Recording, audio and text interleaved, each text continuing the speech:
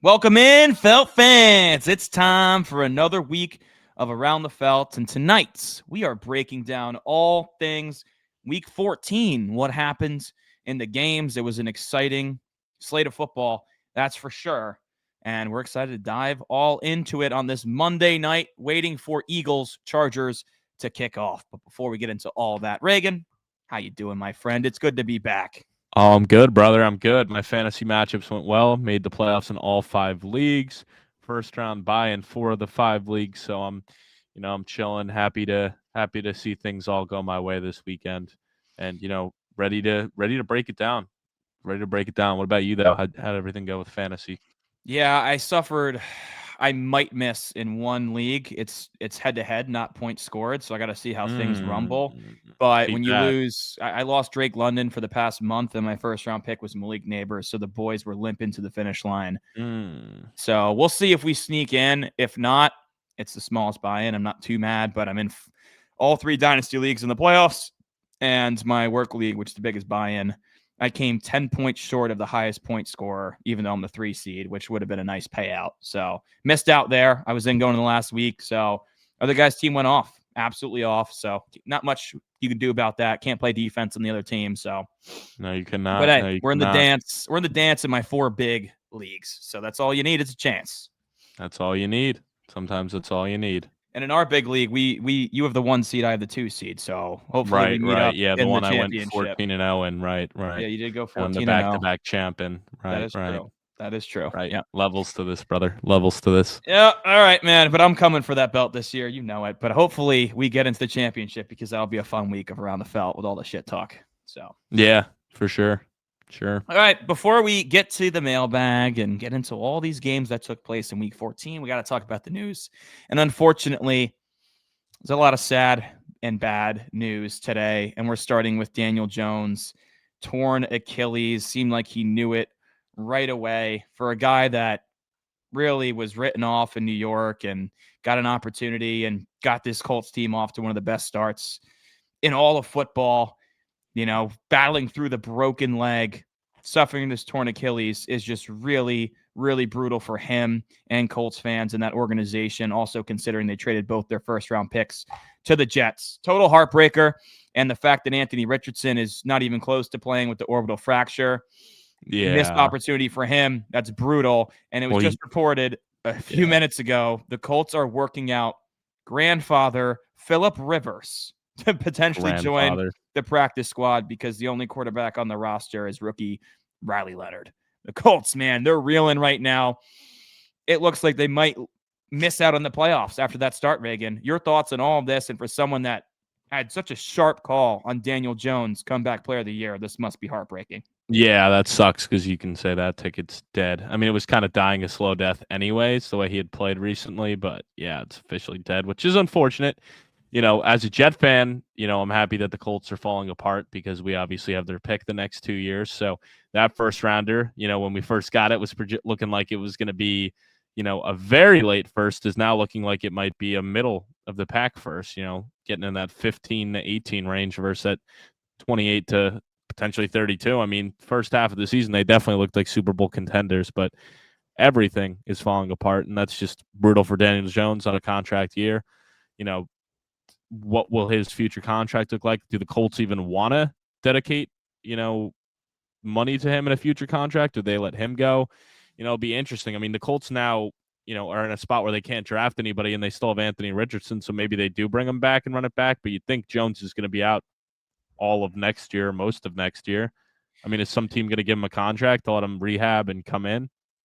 Yeah, dude, I don't know. They're saying 9-month recovery, which would put him at like right at the start of the season. That's assuming no hiccups, and then that's like getting back into game shape. So, I mean, you never know. Some guys recover better than others, but you bring up a good point, Reagan, where it's like clearly when they trade those 2 first-round picks, they were full gung ho on Daniel Jones being their guy in 2026, probably 2027 as well.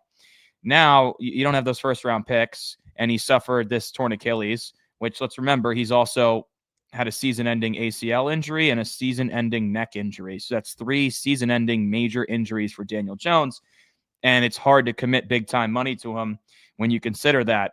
And I don't know. I feel like the Colts will still give him a contract, but it just sucks for DJ because he won't get the same money that he would have gotten. Now, granted, he's already gotten a bag from New York, so he's taken care of in that regard, but still, like, it does hurt his long-term profitability here. Yeah, for sure. So I'm curious to see what their game plan is going into the offseason. In other injury news, not as impactful due to where the Bengals stand after losing to Buffalo and really blowing that game yesterday. But Trey Hendrickson is out for the season, getting core muscle surgery. Perhaps the last time we have seen Trey Hendrickson in a Bengals uniform, Reagan. Do you think he's back in Cincinnati in 2026, or is this the end for him? I would think this is the end for him in Cincinnati. I mean, there was all that stuff in the offseason, and now with the injuries, I think they'll deal him. I could see them blowing it up, honestly, this offseason, the way it's going. The past, 3 years now straight of missing the playoffs. And, Joe Burrow hasn't been able to stay healthy, which obviously is the main reason, but there's bigger issues outside of that. I mean, the defense has been terrible. They had some good success in the Super Bowl year with Lou Anarumo when he was their DC. And you see what he's been able to do with the Colts. But I think Zach Taylor's gone. I don't want to get as crazy to say that they would trade Burrow, but I think a lot of changes are going to happen in the offseason there. How could they not? They need to. The offensive line needs to get fixed. The defense, you could get upgrades at all three levels of the defense. So not paying Hendrickson $35 million a year is one way to do it, but they better find some pass rush help. You got to think they have like 50% of their money tied up to 4 players right now in Higgins, Chase, Burrow, and Hendrickson. It could be more than 50%, to be honest. It could probably is. It probably could be. Is. It's like 66. You got to think that's like almost $200 million right there. I know. It's really difficult, man. I don't know how they're going to figure it out, but I agree with you. I think Zach Taylor's time is done because I think how could it not be? Well, it's pretty clear that their offense is just stupid bland. And if you don't have a quarterback like Joe Burrow that can just completely read a defense and know where they're going before they go there and pick people apart from the shotgun, like that offense is fine when you have a superstar quarterback like that. But you see every time they lose Burrow, like they're not really even competitive. So, yeah, I think Zach Taylor, his time's up. I mean, he got a long leash given that Super Bowl run, but they need new blood in there, in my opinion. Yeah, and this is a regime that we've seen allow coaches to hang around a lot longer than they probably should. I'm blanking on his name right now, but who was the coach prior? Marvin Lewis. Yeah, I remember they let him hang around a lot longer, going off of a lot of early success, and it just seemed like, all right, when are they going to get rid of him? So I can see that being the same case with Zach Taylor, where he may get another year or two, and it's just like, what are we doing here? Yeah, dude, that was like Marvin Lewis and Andy Dalton getting to the first round a couple times, and it would have bought him a leash. Cheap regime, so they probably don't want to have to pay Zach Taylor the rest. Yeah, they don't want to pay that buyout money. That's a good point. All right, man. In other injury news, Jayden Daniels, after throwing an interception, got absolutely destroyed and re-aggravates that left arm. Mariota was in the remainder of the game. Given where the Commanders sit in the standings, this might be the end for Jayden Daniels this season. Probably. I would think so. In more upsetting news, Zach Ertz suffered a torn ACL and a brutal hit to the knee. You could see the emotion coming out from him on the cart. I just got chills thinking about it, man. For a guy that's been in the league for so long, I think he's 35, 36. You hate to say it. It might be the end of a great career for Zach Ertz, and you never want to see someone go out like that. Yeah, it's unfortunate. I mean, this is just a very lost season for the Commanders.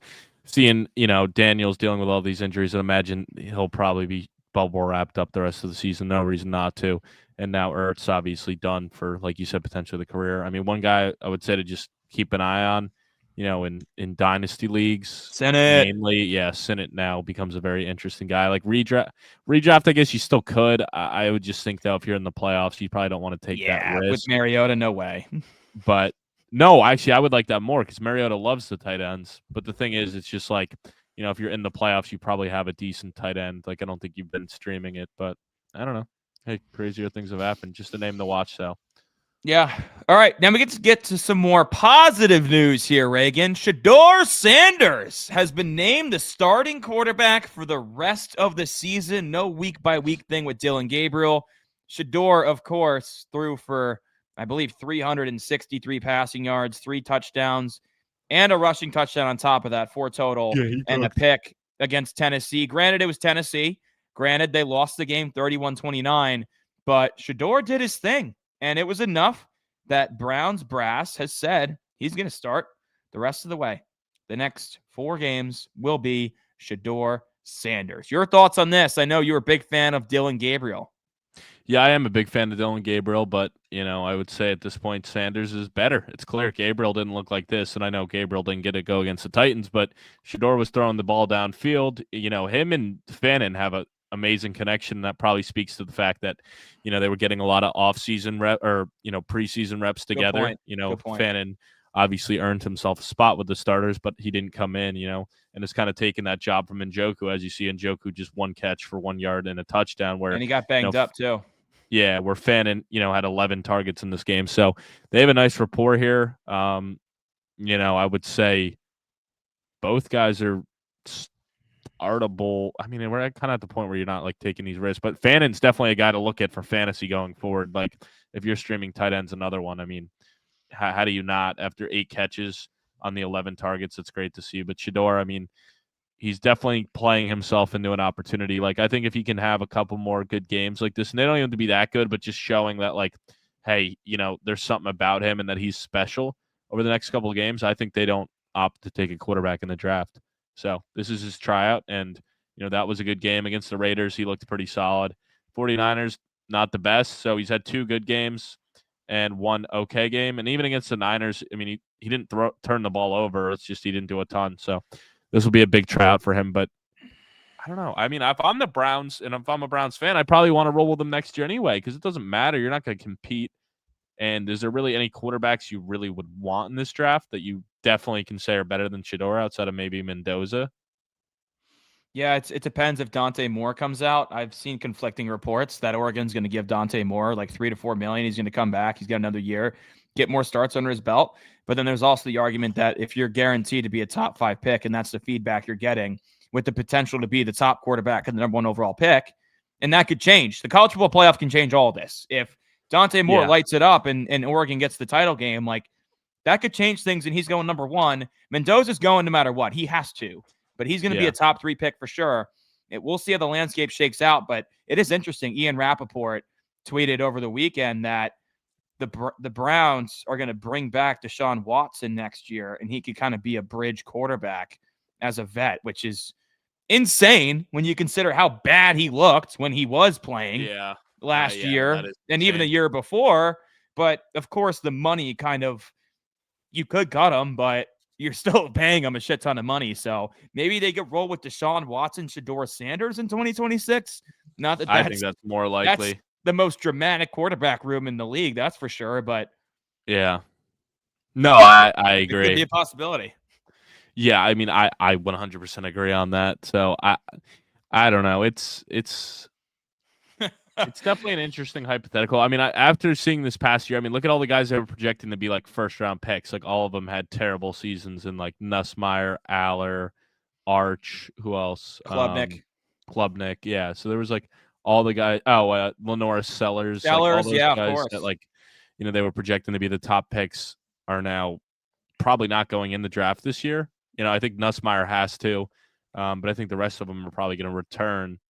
Klubnik has to, I think, as well. Klubnik has to as well, but he's going to be like probably a day 2, day 3 pick now. So, it's just goes to show that maybe you're better off getting more starts. And even in recent memory, like a lot of these quarterbacks that have come in now have had a lot of starts under their belts and are having some big success in the league.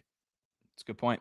All right, man, last piece of news that I got. Amarian Hampton is back, activated from the PUP list, ready to rock and roll for the Chargers tonight against the Eagles, kicking off in less than 10 minutes from this recording right now.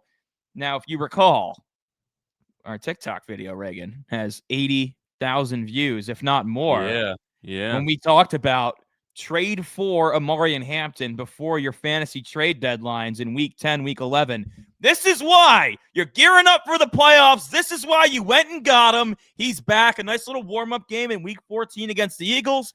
And we're ready to rock for the playoff run. Hopefully you listen because Amarian Hampton is back. Yes, sir. Yes, he is. So, I mean, this is good too to get him back tonight because even if he's like a little bit of bubble wrapped and doesn't get the full workload, which I do think will get a big sizable load. Pause, but I do think he'll have a big workload tonight, though. Yeah, that was wild. That was wild. That was wild. Yeah. That might be the greatest pause in around the felt history, man. Yeah, but yeah, that was something else. All right, mailbag time. Mailbag Yeah, time. yeah, I Let's think wrap so. it. All right, let's go right to Crampton right away. He wants to know keep trade cut for a dynasty league. Ibuka, Warren, Judkins, keep trade cut for dynasty. Keep trade cut. Ibuka, Warren, Judkins. I mean, think I'm 3 keeping guys. Warren. I think I'm keeping Warren, to be honest. I mean, out of all these guys, like, I don't know. I've been impressed with him the most. I mean, they've all been impressive in their own rights, but Warren, to me, is one I'm super interested in, especially with how, I guess, the tight end landscape shakes out. Like, there's not a lot of elite tight ends where I think he could be, you know, the number one tight end on any given year with his upside, where the other two, I don't think it's possible. Because Ibuka, even if like we've seen him kind of falter, and it's like Mike Evans and Godwin will still be there. Yeah, eventually they'll be gone. But do you really think Emeka Ibuka's got number one wide receiver upside? I don't think so. In the same sense with Judkins, like I think the Browns will never get to the point where they like have a good enough offense during his peak that he can be the number one running back. I could be wrong on that, but 4 years? You don't think the Browns can figure it out in 4 years? maybe they could. But I'm just saying, I think Tyler Warren has the easiest path out of the three to be number one at his position. So that's why I would keep him. I'm going to probably cut Judkins just because, I kind of am bigger on the running backs to get the workload for Dynasty. Like, I think it's a little blown out of proportion that everyone's like, the shelf life, yada, yada, yada. Like, go for the wide receivers because you're going to get a longer time for them for Dynasty. But it doesn't matter if you're not winning the chips. And I'm going to probably trade away Ibuka. I've been kind of turned away with his second half, like, fall apart. Like, you could say, I guess he fell apart in the second half. And a lot of that probably has to do with Baker kind of falling apart with injuries and stuff in the Bucs as a whole. But, for a guy that lit the world on fire the first couple weeks to really just kind of disappear as of recently. I mean, he's 2 for 15, 4 for 42, 3 for 32, 5 for 40. Then he had 6 for 115, but even before that, it was 3 for 35, 4 for 58, and 2 for 24. So really, he's had one like startable good fantasy game since week 6 against the Seahawks. Yeah, so I hear you. I'm gonna also keep Tyler Warren just because of the premium position that tight end is and how hard it is to find a young stud building block there. So I agree with you. I'll keep Warren. I'm going to trade Judkins. I just believe in this talent. Like guys that are 225 plus that run in the 4.4s, those running backs can last a long time, and those are the difference makers. I believe in that. I believe in the fact that he stepped right in and was already taking the lion's share without a training camp and getting more than 20 carries in a game several times. I believe in that. I believe in the touchdown. I believe in how they want to use them. I believe in other opposing players saying this dude Judkins is legit. He's going to be a star. I believe in all that. Ibuka, I am cutting, and you know how high I am on Ibuka. These three guys that Crampton named, like honestly, before the season, they were 3 of my top like 4 or 5 rookies that I really wanted. Dying on it was like them 3 and Henderson were my 4 guys that I tried to take in every draft, all my best ball drafts. So really tough prompt for me. And you know how much I love Ibuka, but it is concerning how much he's fallen off after the scorching hot start without Mike Evans in the picture and Chris Godwin in the picture for a long duration of that as well. Yeah. And I will say, obviously, Baker's health definitely factors in, but still, you would have liked to see more production, which has not been there recently. But let's move on. He wants to know, is the Texans defense good enough to win a championship? Dude, it is freaking legit. You got to tip the cap because it's so good. Their edge rushers, Will Anderson, Danielle Hunter, can stack up with any edge rushing duo in football. Their DBs, Derek Stingley, Jalen Petrie, like they got some dogs. The linebacker plays awesome too. Like, tell you what, with that defense, they're in every single game. Yeah. I think their offense will let them down one game, particularly the offensive line. I think that's what's going to let them down. When Stroud's going to get sacked 7-8 times in a playoff game, and that's where they're going to lose a close one. The defense is certainly championship caliber. I don't think the offense will get them there. I don't think Stroud can do it with that offensive line and that running game, as a matter of fact, for 4 consecutive games. Yeah, and even that, I mean, they had so many takeaways. They intercepted them 3 times, and they've essentially got them the ball back when the Chiefs decided to go for it on 4th and 1 tie game and like 8 minutes left, and they're deep in their own territory. So that may as well been a turnover there. So for them to only kind of do that with the amount the defense did last night definitely scares me. I mean, my biggest negative feeling towards Houston this year has been because their offense, and we still have not seen, I mean, this significant offensive outpouring unless it's like against one of the bottom tier defenses. Like when they go against any elite defense, their offense struggles, and usually the times they're scoring is because of the fact that their defense is causing takeaways. I mean, but then again, they beat some of the elite teams. I mean, hey, you can't take it away from them. They beat the Chiefs. I mean, they beat the Bills. They've beaten, who else have they beaten? The Jaguars. So they've beaten some elite teams in the AFC, and even like other ones like they hung around with the Broncos and Seattle and some of these other guys. So we'll see. They're a weird team to rank right now, but you are right. As long as this defense plays like this, I mean, you really can't count them out in any game. Valid. I mean, they've only allowed 208 points on the year. That is very good. Yeah, they're very number 1 good. for sure right now over Denver, which is crazy. Yeah, I mean, even Seattle too. You could say I thought Denver had the best unit, but I would say right now the way those 2 units are playing, they're better than Denver's.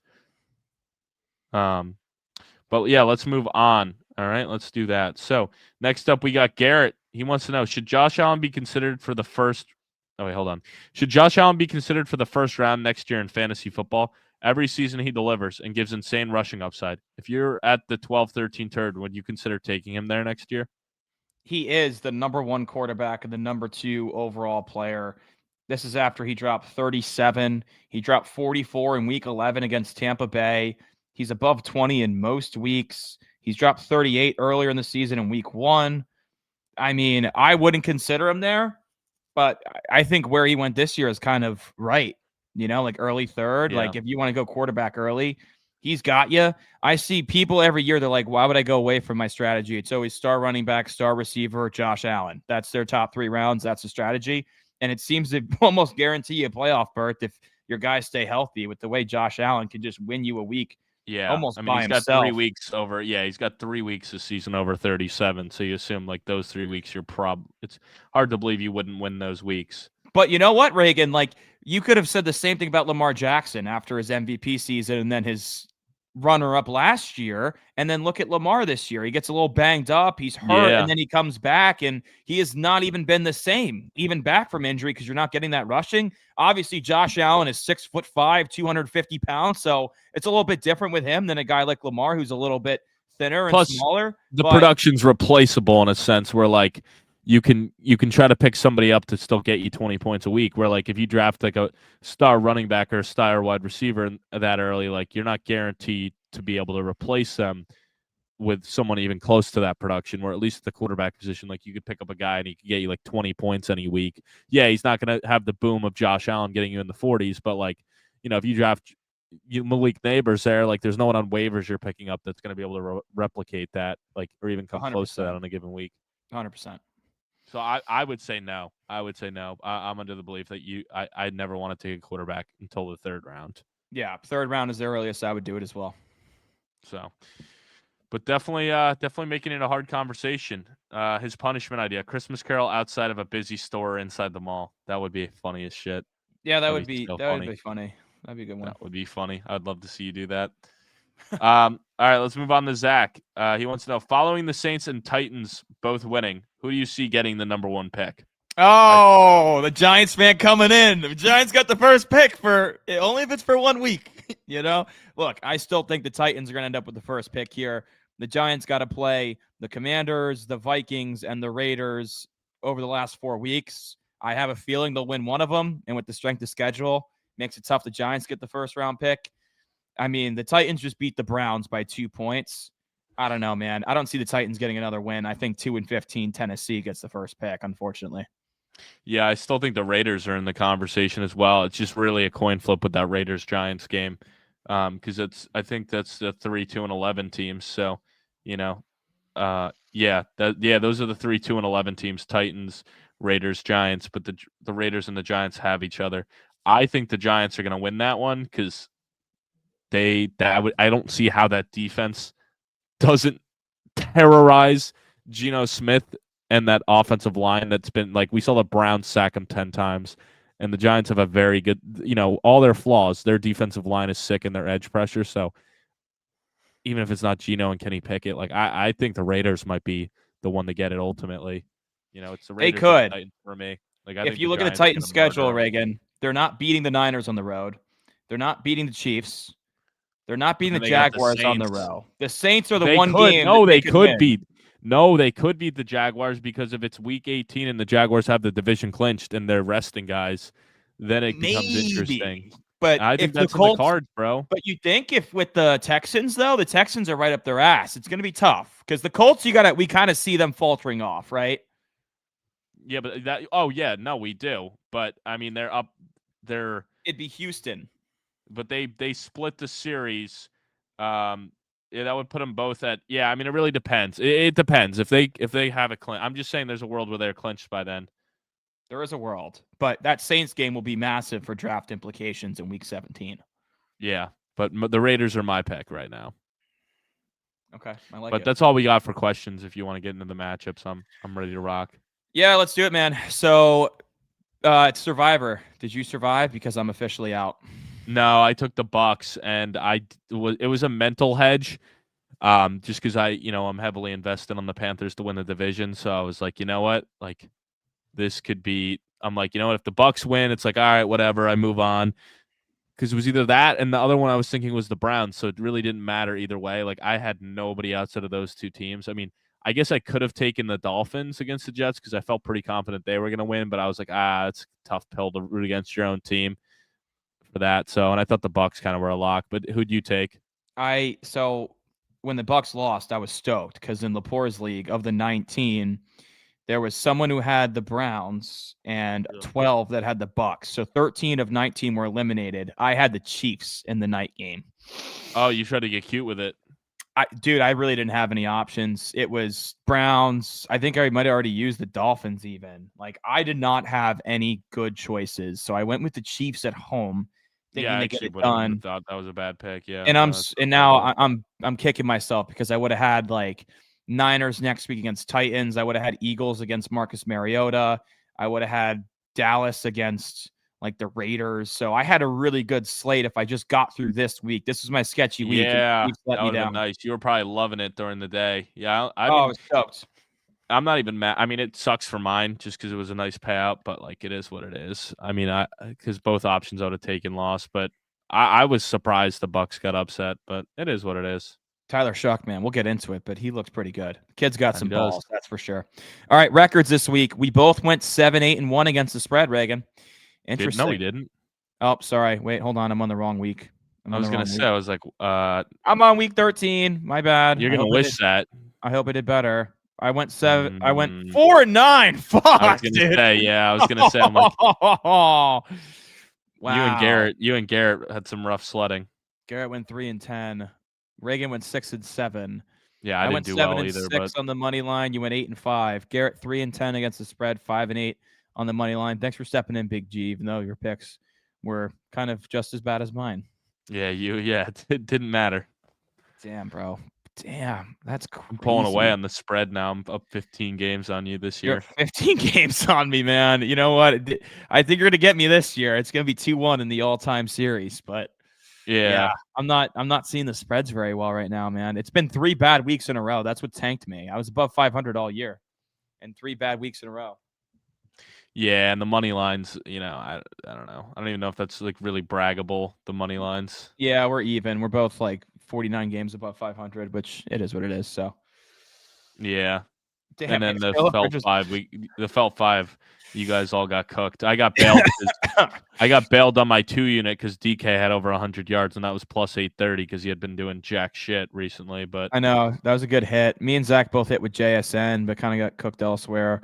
Zach had Waddle 50. I had Waddle 80. That kind of sucks because he was off to a good start. But yeah, he had Waddle 50, and Waddle had 50 on the dots. That worked out well. Yeah, Judkins didn't really get going on the ground. Yeah, dude, my picks were fucking cheeks. I'm down 10 units. You went up 3.3. Garrett down 17. Zach down 6. Not ideal. Not ideal at all. Nope. But we still got 4 weeks left. We do. Brown. That we do. My bet on big dogs too, guys. You know what? Like, I had 2 touchdowns out of Watson, 2 touchdowns out of JSN. I wish they could have given a touchdown out. T. Higgins had 2 for the Bengals. That sucks. Puka 2 for Adams, the Rams. I don't know what happened. I pick him, and after 6 great games, he lets us down. Yeah. But it is what it is. All right, man. It is what it is. Let's dive into these ball games here. Thursday night football. Wow. Not going to lie. I wasn't able to watch this one. Had a work holiday party. But, boy, did I miss a barn burner. 44-30. The Lions take care of the Cowboys. Improved to 8-5. Huge for their playoff aspirations. Dallas at 6-1. Uphill battle for sure. They got to essentially win out, and I don't even know if that's going to be enough at 10-6-1. Probably not. Tonight's game is going to be very important because you can basically say at this point there's no shot they win the wild card. I don't see a world where, because even if they won out, that would get them to 10-6-1. I mean, they would need essentially the Bears, and the Bears have the head-to-head. Not that matters. Actually, that doesn't matter. But they would need like the Bears or the Niners to not get to 11 wins, and I feel like both those teams will at least win 2 of their next 4. So they're kind of competing for the division. They really need a Philadelphia loss tonight. Yeah, they really do, man. And, it was funny. Before the game, I saw the video of Dak Prescott. Like, oh, do you remember what happened the last time he was here? Like, oh, yeah, we lit him up, threw for a lot of yards. Going to do the same thing again. Well, he wasn't wrong. He threw for 376. Yeah. But had 2 interceptions, had a touchdown pass to Ryan Flournoy, who's actually been pretty freaking nice for them as that wide receiver. Yeah, I mean, most of that production did come after CD went down, though, I will say. But still, I mean, hey, he stepped up and had a big game. Yeah, 9 for 115 and a touchdown sick. I mean, CD 6 for 121 before the concussion sucks. But hopefully, with it being a Thursday, maybe there's a chance he can clear it in time for Week 15 if you got him in your fantasy playoffs. There's a chance. Yeah, I mean, my only thing with that is, like, I would think he might. I mean, they need him to play, but it's like one of those injuries that you can't just like tough it out. And when you saw his fingers start to like curl up like the 2, like, you almost got to think like he got really fucking concussed. I mean, he was able to walk off, which was good. I don't know. I find it hard to believe he plays because you can't really like cheat the system on that. That's a good point. George Pickens, getting a lot of slack, lack of effort. Everyone's like, whoa, this is why the Steelers traded him after they were saying, oh, he's the new number 1. Is he a top 5 NFL wide receiver? How the turntables here. Obviously, the effort on that deep ball at the end of the game was not there. But your thoughts on Pickens and his performance? Yeah, I mean, I thought they would have done a lot better. I mean, they were kind of trailing the whole entire time, and you saw what Flournoy and Lamb were able to do. I just kind of, I don't know, dude. There were a lot of like weird drops, a lot of like crying for penalties. Just like, he's so good, but it's just like sometimes he's just like almost thinks it's cool to like a diva, not try. I don't know. It's like almost like for attention half the time. He's so good though when he like is on. And I mean, we saw what he did on Thanksgiving and had been doing up to that point. So I don't know. I mean, if he had like if he was a little less diva-ish, I don't know if he would be as good as he is though. But like, he's almost playing himself out of like more money because of like all that comes with the whole George Pickens experience. That's a great point, man. For the Lions here, Jared Goff was pretty automatic. 309, a touchdown. 25-34 is impressive. They only ran the ball 22 total times, but Jahmyr Gibbs, 3 touchdowns on the ground. Montgomery averaging 10 yards a carry and a touchdown himself. Receiving-wise, Amon-Ra St. Brown. I mean, good thing they played on Thanksgiving. Who would have thought he played, right? He had a full week, and I can't believe he toughed it out and played, considering he didn't come back to the game on Thanksgiving. 6 for 92. It's a pretty damn good performance, considering the ankle. J-Mo, 7 for 96. Gibbs, 7 for 77 in the receiving department on 7 targets. So 7's all around. Tesla with a touchdown, because that's what that guy does. What a dominant performance from that Lions offense, man. Yeah, I mean, that only thing that sucked was anyone that had, parlays with Tesla and who's the other? Tom Kennedy, thinking St. Brown wasn't going to play, got fucking boned. Yeah, dude, that would have I mean, you got to say, I guess you got okay with Tesla scoring, but like, I know Garrett was saying he had one with him like 40 yards, and I had one with him 3 catches, which he almost had. I mean, he had 2 catches in like 6 or 7 targets. But I mean, that's kind of fucked. I almost feel like they should be able to like void your parlays when something major like that happens. So I feel like the books definitely cleaned up on just all those parlays that got busted with all the other Lions players who had jacked up lines thinking St. Brown wouldn't play. Oh, for sure. Oh, for sure, But man. I mean, hey, I'm happy to see St. Brown play, and I'm sure fantasy owners are because now you know he's fully good to go next week. Gotta be. You gotta be stoked. All right, moving on here. The Seahawks continue their hot streak, improve to 10-3 with a 37-9 win over Kirk Cousins and the 4-9 Falcons. Kirk O'Chains ran into a buzzsaw of the Seattle defense, completing only 50% of his passes with 2 interceptions. I mean, Kyle Pitts stepped up with no Drake London, 6 for 90. But outside of that, this passing attack was pretty non-existent. Bijan, a little bit over 4 yards a carry, not his best performance, and he lost a fumble. This Atlanta offense just got absolutely bodied by the Seattle defense that, I mean, forced 3 turnovers, amazing. And then you consider the special teams, Rashee Shaheed returning one from 100 yards out, kick return. I mean, that was just like the dagger. Darnold finally looks like he's back after a couple not even pretty poor performances from him, throwing for 249, 3 touchdowns a pick. Right back to it, JSN for 92 and 2 touchdowns on 7 receptions. And hey, old man Cooper Kupp got in the end zone here with a touchdown. Yeah. Good for him, man. Bro, you know what's crazy? Like, this game was 6-6 at halftime. The fact that this is the final score when it was 6-6 at halftime is insane.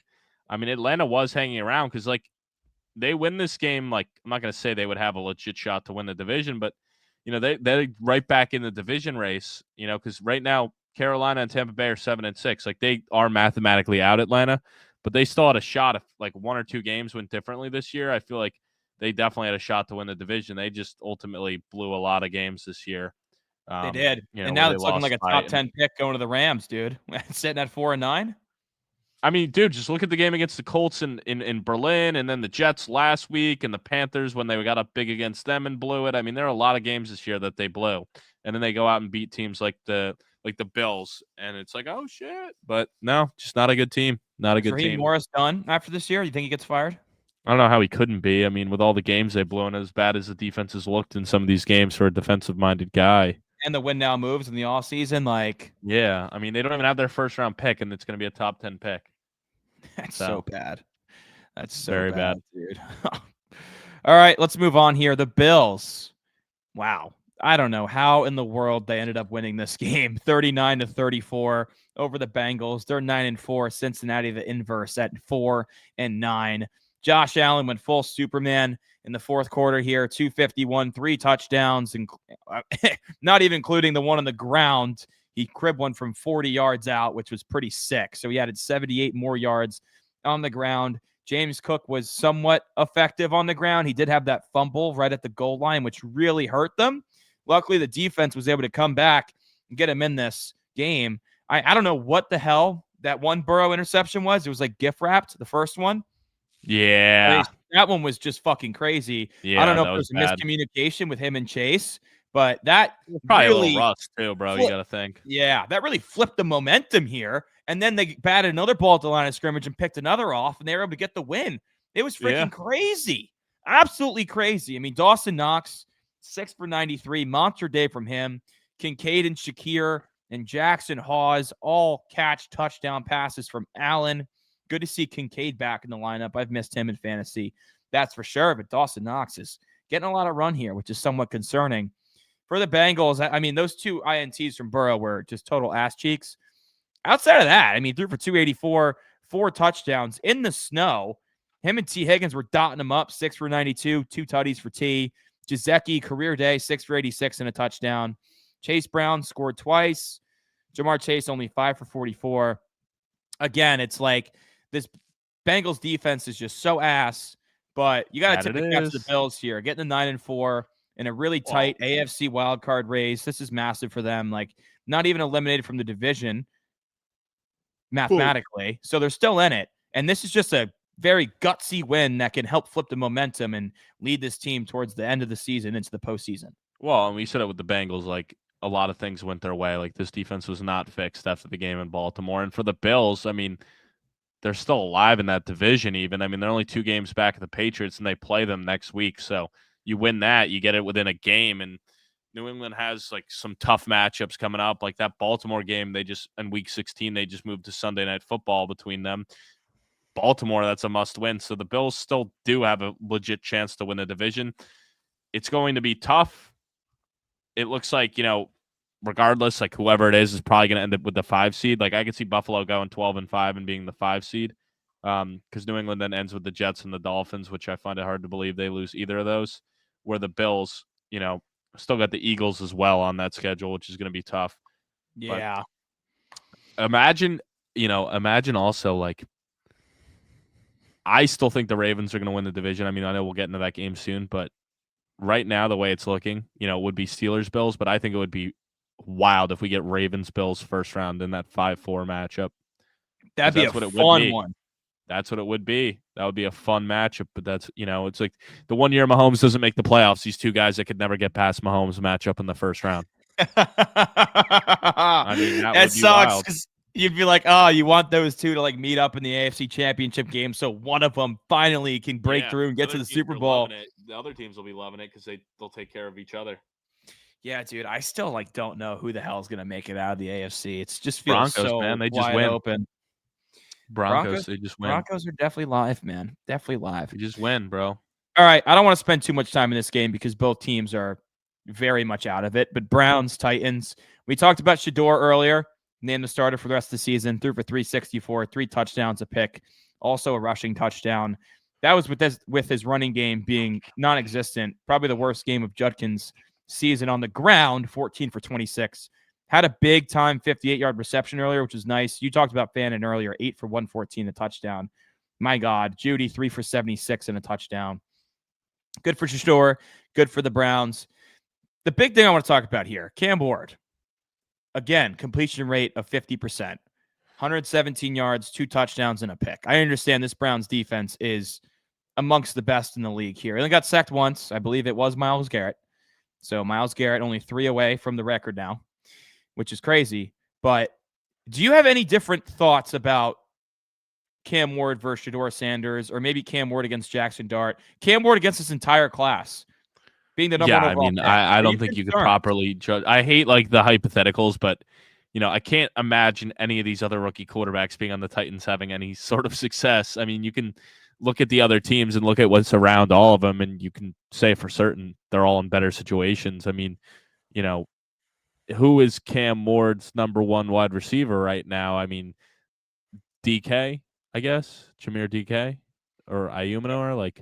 And even Jameer DK, like most of his production has come as like, and most of his good production has come as a returner. Like you don't know him because of his receiving ability. Like he's become a household name because of his returning ability.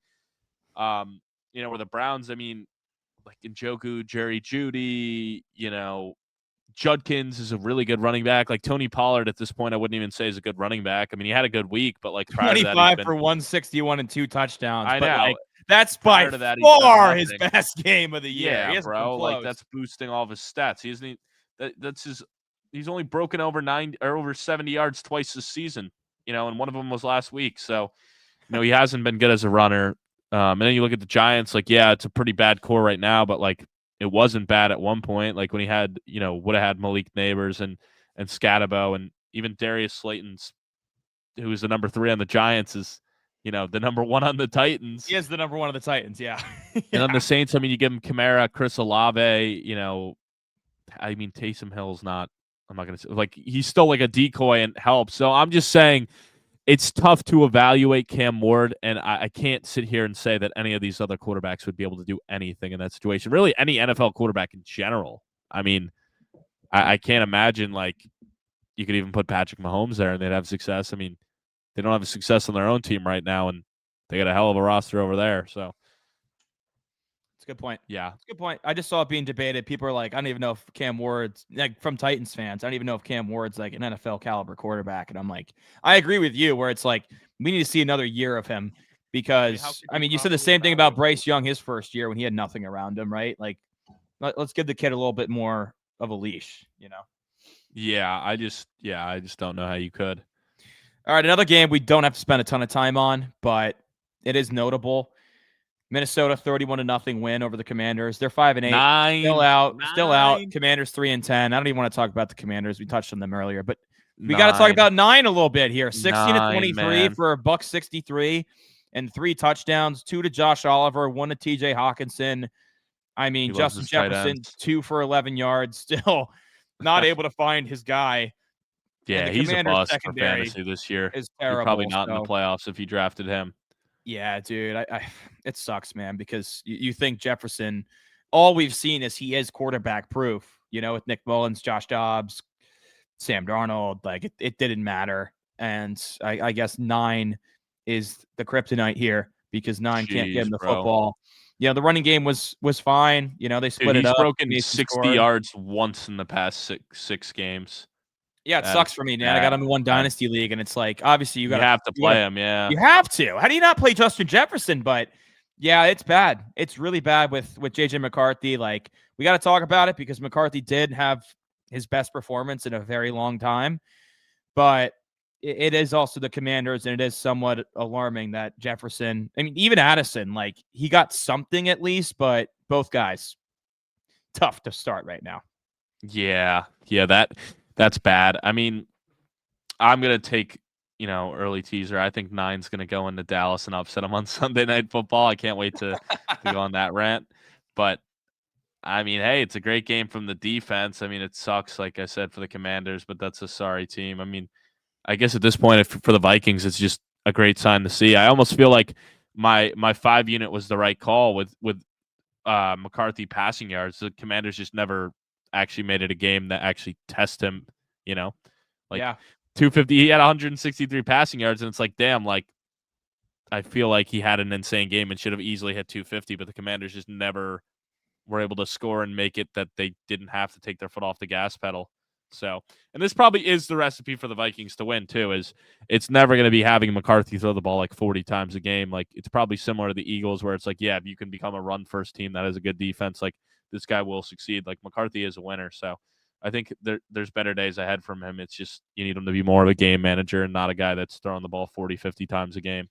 I agree. And I tell you what, to support that kind of way they want to play ball, look out for the Vikings getting Jeremiah Love in the draft. Just play it in that seed right now. I think that'd be a sick fit in that offense because you can run play action off of that for McCarthy, which is similar to how he played at Michigan. Interesting. All right. Just saying, keep an eye on it. The Vikings, they're not a good team. They're kind of in that running back sweet spot if they so please. But granted, it's not a star-studded class, and Jeremiah Love might go top 10. I don't know if Minnesota will get in that top 10 range, but just something to keep an eye on. All right, another game. Don't have to spend a ton of time on. Even though the Dolphins improved to 6-7, they're on a pretty nice stretch here. I guess mathematically not eliminated from the playoffs yet if they win out, but they did beat your Jets 34-10. It was 21-0 in the first quarter. Game was essentially over. Tyrod Taylor got hurt, and there was no Justin Fields. So why was Justin Fields not available? He has a knee injury. I mean, I don't really know if that's how legit that is. I don't know how you get a knee injury like when you aren't playing, but I mean, I guess practice. But it was Brady Cook. So yeah, he was the rookie at Mizzou that went undrafted and was our practice squad guy. And then I think it's unfair to fully evaluate him in this one. Like, he did have some throws. He was pushing the ball. I just think it's tough when you're a practice squad guy all year and then this is your first week as a backup. Like, not a whole lot of first team reps. So I hope they do play him and give him a chance going forward because we know Fields and Taylor are not the answer. There's no point in like winning games. Like, yeah, it's good for the culture. So Brady Cook I hope they brother. What? Brady Cook ain't the answer either. No, he's not the answer. But I'm saying, like, I would be curious I would like to see more of him because it's like Tyrod and Fields aren't the answer. At least Brady Cook, like, give him a chance to cook, with some first team reps and see what he can do. So I don't know. That's kind of where I'm at. I mean, it's just a lost season. I mean, the team has definitely been playing better recently, but they just got down quick and it was kind of just got out of the hands so fast. When you have 3 touchdowns put up on you in the first 8 minutes of the game, it's kind of over. But hey, we have the best special teams unit in the league. So we're on a historic run right now, and we had another punt return touchdown. So, I'm curious. I think we're going to have be rated like top 5 all-time special team units in a season, and it'll be just wasted when we go like 3-14. But Chris Banjo, somebody better not steal him from us. That's Yeah, the Andy Klukas effect, baby. that is funny. That is funny. For the Dolphins, Tua did what he had to. Achane 7 for 92 and a Oh, touchdown before Hampton is leaving. back. Yeah, Hampton touchdown. just first touchdown. The wheel just lost. It's Amarian Hampton. So Shocker. We lost again. That's all right. But that's good to see Hampton back. yeah, Achane 7 for 92 and a touchdown before leaving with a rib injury. I really hope he's good to go next week. I need him in my fantasy playoffs. But Jaylen Wright 24 for 107 and a touchdown, stepping up for him. While Ollie Gordon 5 for 17 and a touchdown. Interesting. Jaylen Wright kind of took over that number 2 role. That is interesting because I kind of thought Ollie Gordon would be the benefactor. I had Jaylen Wright in a couple underdog leagues. I'm like, whoa, that's nice. Whoa, okay. And it's funny because Achane still cooked and had an absolute great game, but it's like, he left, and that was like what, all in the first quarter. It's like, damn, Achane could have really went off in this one if he didn't go he would have down. went for 200, dude. Yeah, I think he would have. So I mean, I don't know. I would say if Jaylen Wright's in your leagues, I mean, if Achane misses any time, I would say Jaylen Wright is like a full fab drop if you have anything left in waiver claim. Like, I don't care. I'm plugging him in my lineups if he's out there for the fantasy playoffs, especially week 1. But we'll see. I mean, I don't know if Achane will miss any time. I think Mike McDaniel said he would have been able to go back in. They held him out for precaution. So he said, trust me, I promise, if he's ready to go, he's in there next Sunday. So hopefully Achane's back. And question for you before we move on from this one. I know we're spending a lot of time in 2 teams that are pretty chalk right now, but Mike McDaniel is going to keep his job the way they've been playing? It's definitely going to be interesting. I mean, right? Not going to make the playoffs, but he might do enough to give himself another year, and then it's just going to be probably another year of just missing the playoffs. So I would hope.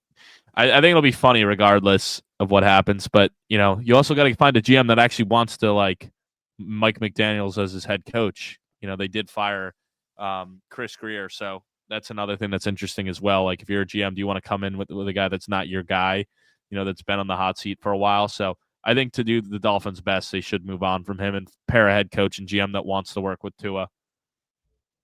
Okay. All right, let's move on here.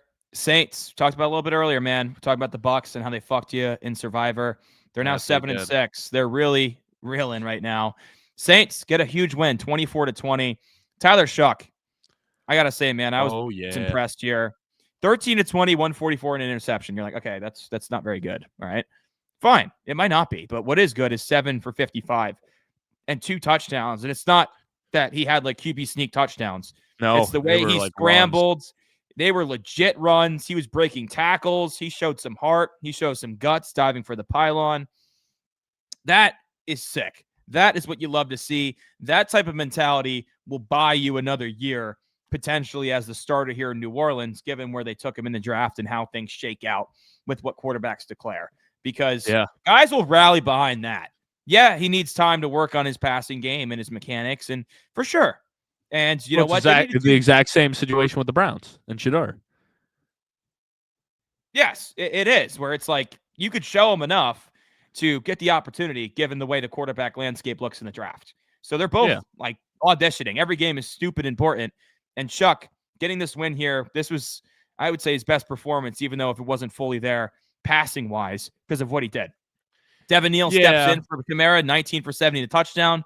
That's pretty cool. Receiving wise, there's nothing to write home about. But the fact that he was able to put those plays on tape and have that type of impact with his legs, it's awesome. It's awesome. No, you love to see it. You really do. I've been a believer in Shuck. It does make me a little bit curious. I can't lie that it took this long for him to become the starter. Kind of shocked me. I thought he would have, taken over a lot sooner. But he's obviously way better than Spencer Rattler. And I do have him in a couple underdog leagues. So it's kind of nice that he's actually factoring into those lineups where it was like, it doesn't look like this guy's going to touch the field this year. But he's legit, man. I got to say, I'm a big fan of him. I really am. Yeah, he is, man. For the Bucs, I mean, Baker really struggled. Completion percentage under 50, 122 yards, touchdown to pick. Bucky Irving had that receiving touchdown. That was pretty sick early on in the game, but then he kind of got bottled up. And then Rachaad White got 11 carries to Bucky's 15. And even Sean Tucker got 7 carries, and he punched one in the ground. Yeah, I mean, that was a weird split the way that worked out because there was a lot of touches these guys obviously had throughout the game. I thought, Bucky would have had more of the lion's share, but I was looking at it like all the guys were heavily involved. I mean, I guess that shows Baker's not fully healthy, but like White having 11 carries, Tucker having 7, Bucky having 15, like that was a lot of carries to be had. The good thing is Bucky's was the most involved in the receiving game, but I thought after last week and Bucky getting a big workload, I thought we'd had more and more touches, but it did take him a while to get pretty efficient. Like he was 15 for 55, but he had 1 run for 32, so he was pretty bottled up for the most part against kind of a lackluster Saints defense. So the Bucs are really falling apart. And the funny thing is too, like the way it's like set up right now, like the Bucs have the Falcons and the Dolphins outside of their 2 Panthers games, and the Panthers have the Seahawks and the Saints. But I think it really doesn't matter how they do in those other 2 games. Like I think the way it works is if one of those 2 teams wins both games against each other, they automatically clinch the division because they would have the head-to-head. Pure cinema.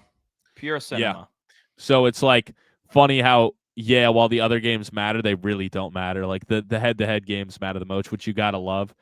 As just a pure NFL fan, that it's like you don't even have to worry about like what goes on in the other games. Like this is the biggest case ever of like you control your own destiny for those 2 teams. Not that I think either of them will do anything in the playoffs. Like they're both probably a first-round exit because the way it's lining up is that they're going to be the 4 seed. I mean, that's a given, and they're going to be playing one of either, Seattle or San Francisco or LA, or Green Bay or Chicago. Yeah, I mean, I could see. But I think they lose to all those teams. Again, maybe they could beat Chicago if Chicago. I guess you can't count out the Panthers because the Panthers beat Green Bay and the Rams in the first quarter. That is true. They did beat both of them, and they would be at home. So that is a good point. So it's definitely interesting, bro. I don't know, but yeah. Good I mean, here? we're good here. We have Ready more to move time on? to get more in depth into that stuff. Yeah. All right, man.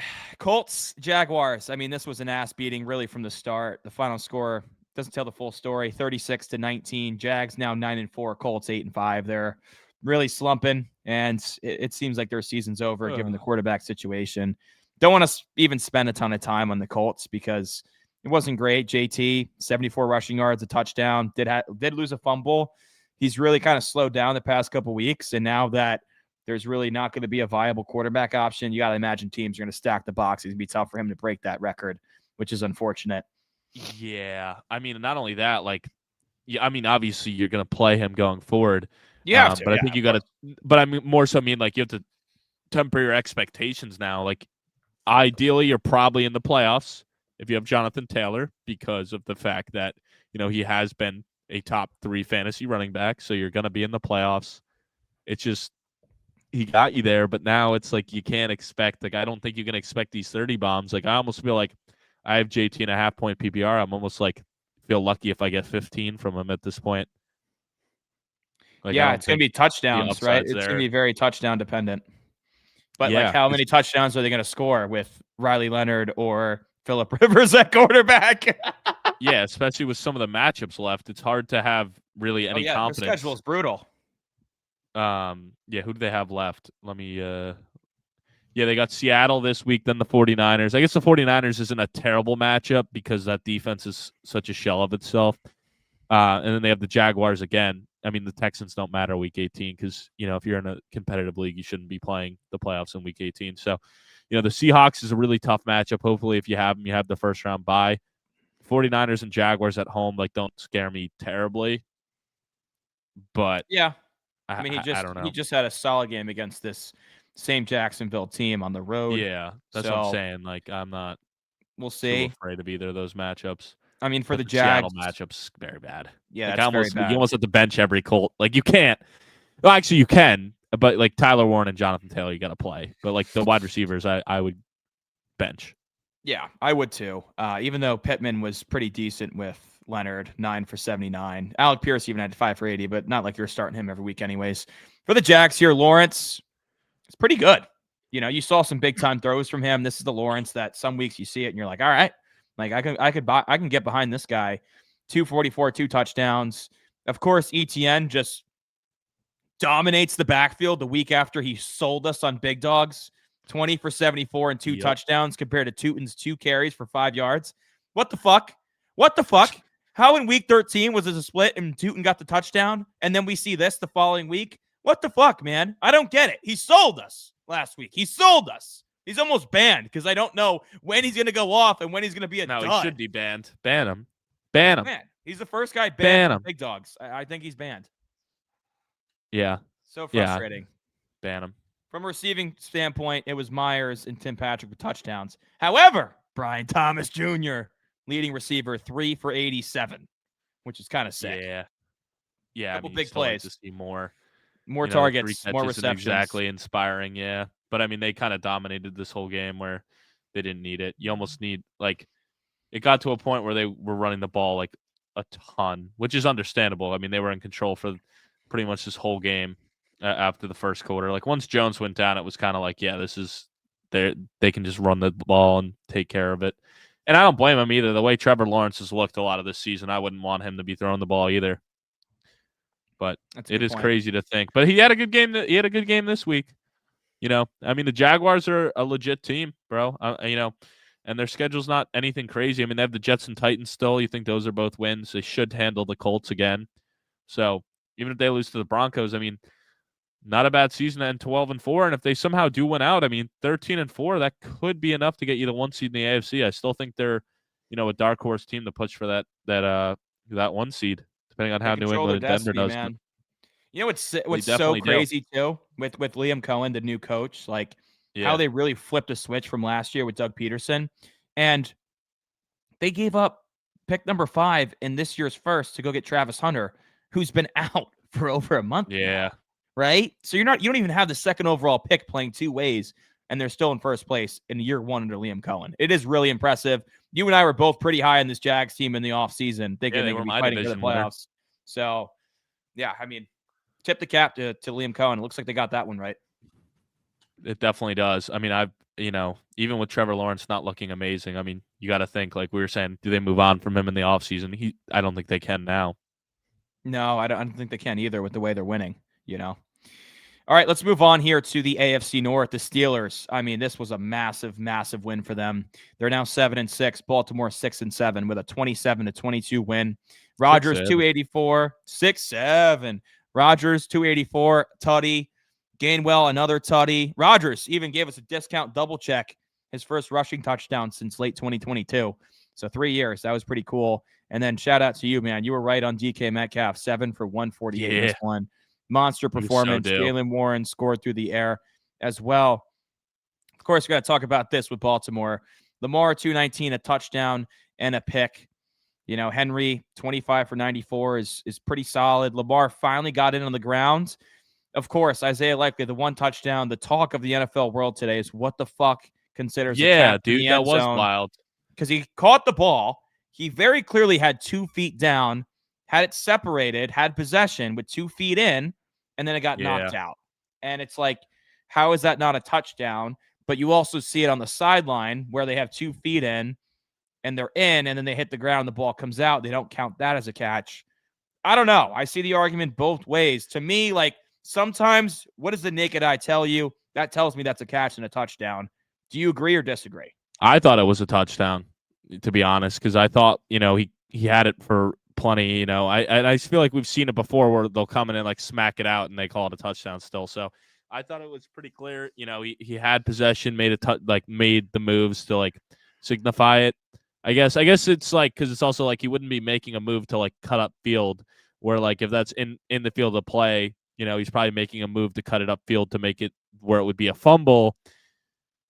But there it's like, he's not going to be making a he's not going to be making a move, but I guess it's also like if he was going out of bounds, he'd have to control possession of it for it to be a catch.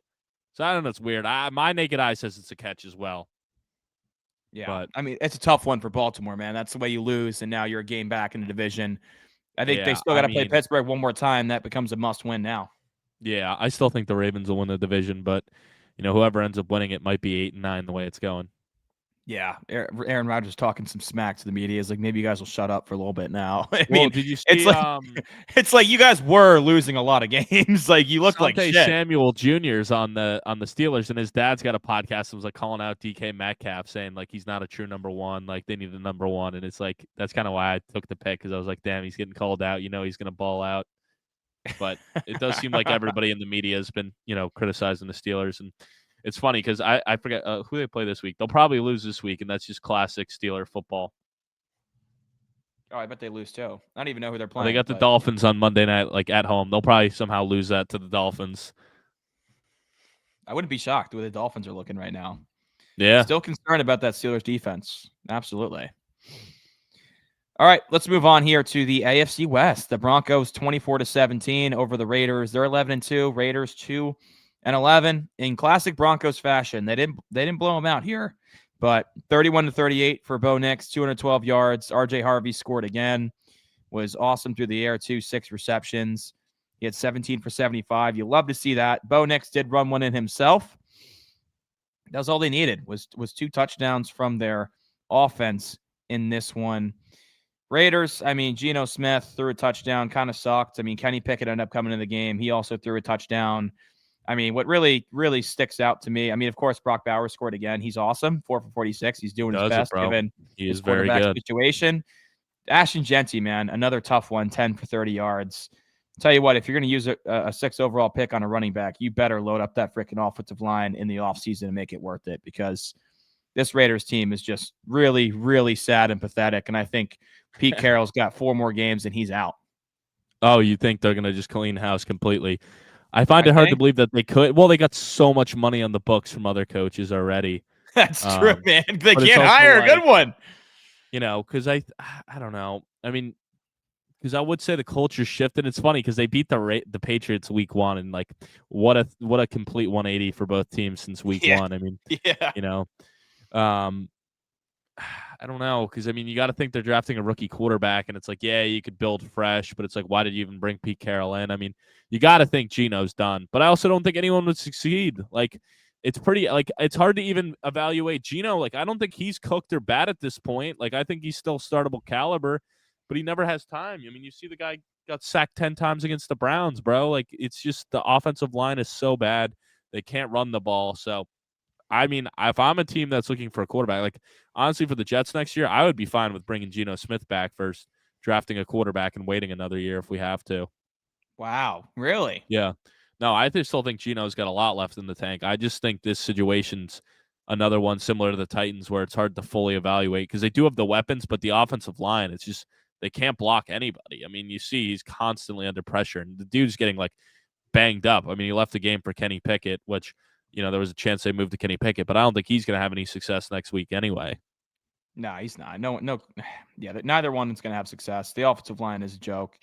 Everyone knew it was their biggest weakness going into the season, and it's really showed its full colors over the past. The Broncos obviously, should have covered. I mean, it was funny because they played all these close games, and then Riley Moss was just some dumbass penalty for no reason. Like the clock was going to run out and he's trying to hold the guy down. And then the Raiders, of course, are going to take the field goal with like 5 seconds in case they can get it in 4 and get the onside for the craziest, like brutal beat ever for people who took Broncos spread. Wasn't it?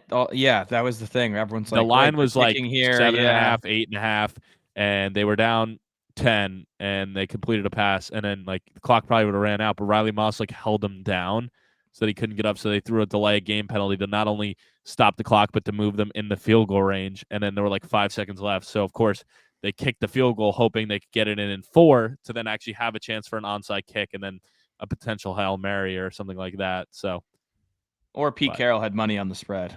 One or the other. Maybe. I mean, I don't know. I don't know how you don't. I don't blame him. Of course, you take the field goal. Just give yourself a chance to actually have a chance. Hail Mary, yeah. You need a chance. All right, let's move on here to a game that actually has meaning, and that's the Packers beating the Bears 28-21 at Lambeau. They're 9-3-1, Chicago 9-4. That means the Packers are now number 1 in the NFC North. Jordan Love, Toyotathon, those two just seem to have a connection.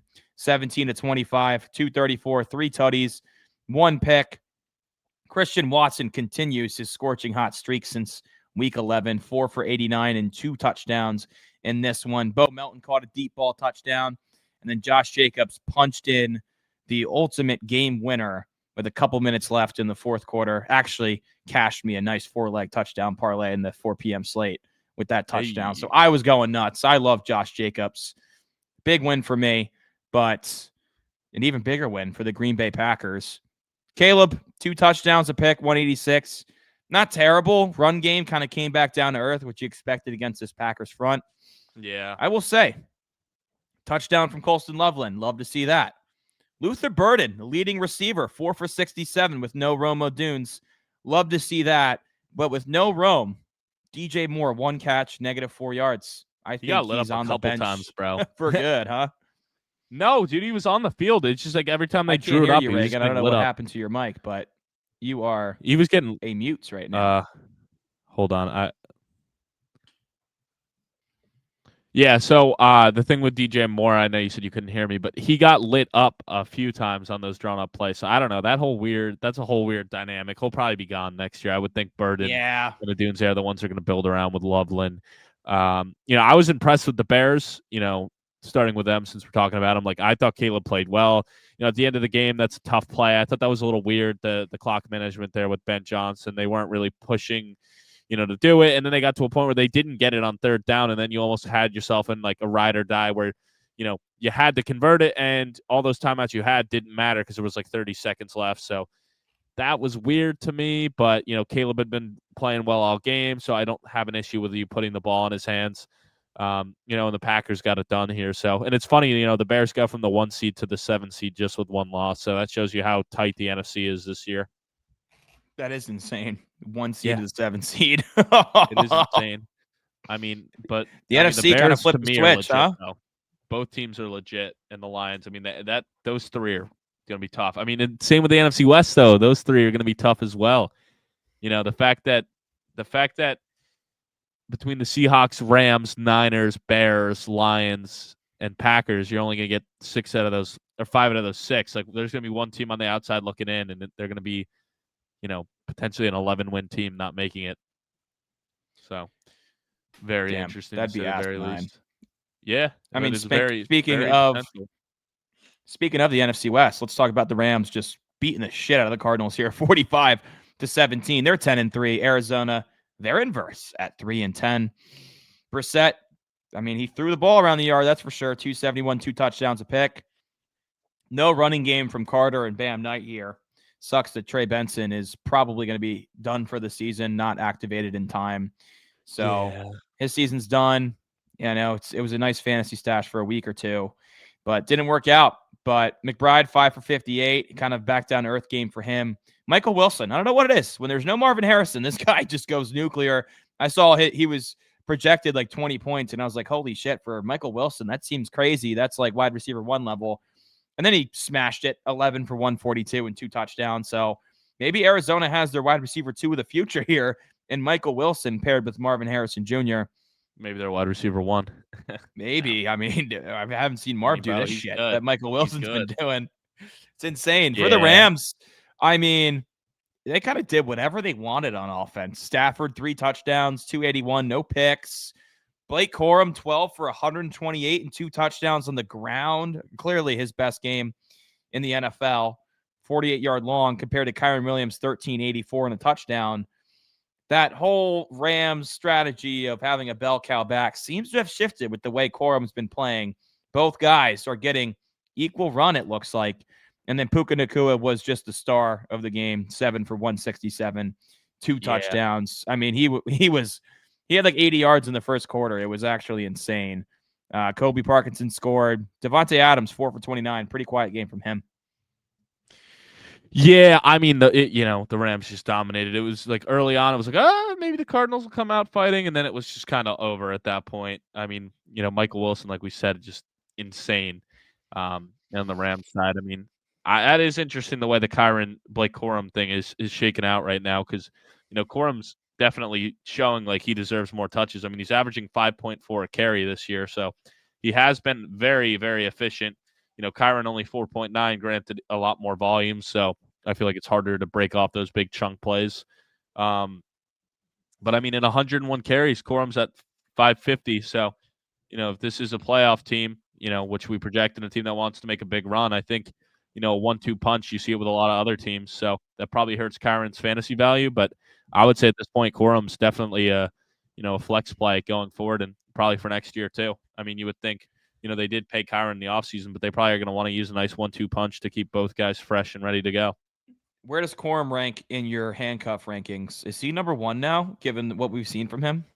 No, I would still probably say like a guy like Montgomery's probably 1 because he would just get like an insane volume. But yeah, he's definitely, you could probably say top 5 for sure.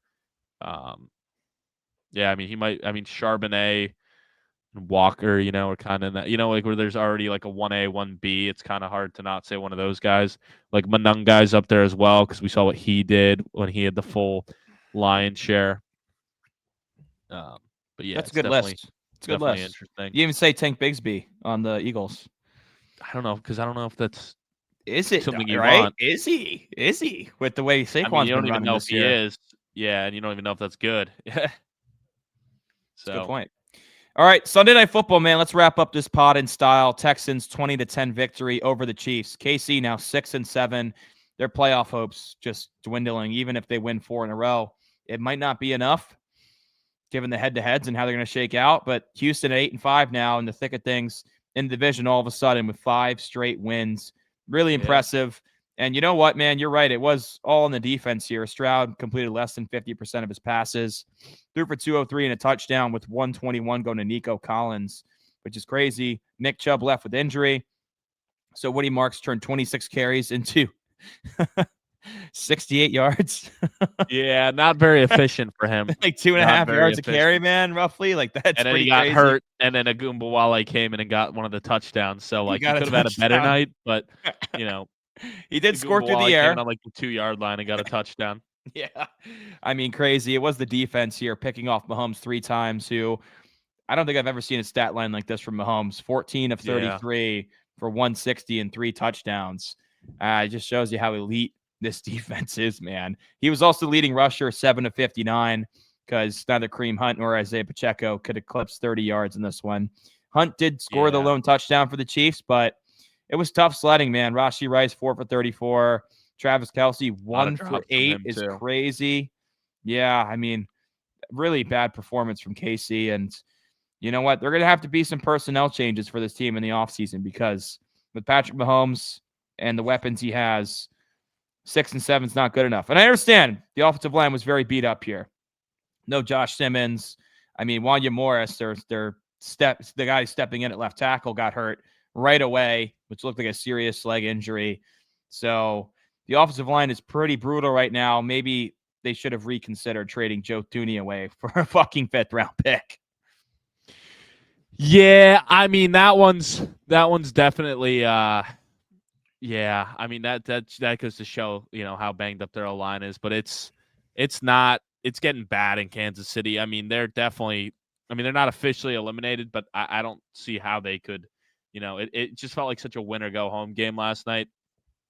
And more so for the Chiefs, but at 6-7, the current landscape, like they 6-7. No, literally, bro. But like if the Chargers, if the Chargers lose tonight, it becomes a little more interesting. But I mean, if the Chargers win, all 3 teams in front of you, 2 of them are 3 games up on you. But like really, like they're a Houston win away from being eliminated. Like if the Chargers win tonight at 9-4. You're basically a Houston win from being mathematically out. I mean, they need so many things to go their way. It's crazy to think that they're going to go like 8-9 or 9-8 this year and miss the playoffs. Who would have? And they could win out easily. Like the Chiefs could win out. They still got the Chargers at home, then the Titans, the Broncos at home, and then the Raiders. So they could win out. I just don't think 10-7 gets it done with all the way the head-to-heads are shaking out because they're going to lose out on all the tiebreakers for the wild cards right now. Because the Chargers will go 4-0, and the Chiefs are 1-2 in the division. So even if they went out, that puts them at 4-2. The Chargers still have a game against the Broncos and the Chiefs, so that would put them both at 4-2. I guess their most likely path would be, stealing the wild card from the Chargers, but I think they're kind of chalked with the Texans and the Bills at this point. Dude, it's so insane to think that a Pat Mahomes-led team is going to miss the playoffs. Did Brady ever miss the playoffs when he was the starter outside of the year he tore his ACL? I don't even know if he ever missed the playoffs, man. No. It just seems it's like you shoo him in every year, and it's like if you don't have him in, oh, you're fucking a clickbaiter. Like, I mean, you're this making is definitely shit gonna hurt up. his legacy because he's like they've been losing, like they were winning games when he didn't have Rice and Worthy early on, and like they've been losing when he's had his full arsenal. Like this is a pretty talented team he has around him, so you can't even make the excuse that like injury, like, and they do have some injuries, but like not to the point I think that you can make an excuse for it to affect the legacy. You know, I think they should be in the playoffs right now. Yeah, they certainly should be, man. Well, that's going to wrap us up. If you're still with us, man, drop a like, drop a sub, drop a comment. Follow us on all platforms, Instagram, YouTube, Spotify, Apple, X. We appreciate hearing from you guys. Keep hammering that mailbag. That's the best part of our nights.